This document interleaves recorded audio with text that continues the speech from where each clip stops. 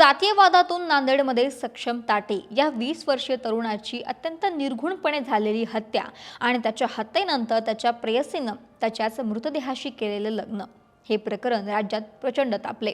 सक्षम ताटे याचं आचल मामिडवार यांचे गेल्या 3 वर्षांपासून प्रेमसंबंध होते। सक्षम आणि आचलच्या घरच्यांचेही चांगले संबंध होते, पण तो दुसऱ्या जातीचा असल्यानं या मुलीच्या वडील आणि भावानंच सक्षमवरती 3 गोळ्या झाडून डोक्यात फरशी घालत दगडाने ठेचून त्याची अत्यंत निर्घृणपणे हत्या केली। या हत्येनंतर आचलचा सक्षमच्या पार्थिवाशी लग्न करतानाचा व्हिडिओ आता सोशल मीडियावरती व्हायरल होतोय।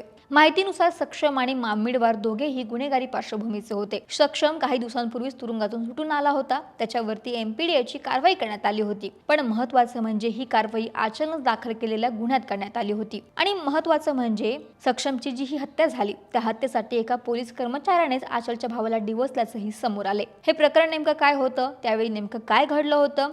प्रेम प्रकरणाची सुरुवात ते सक्षमची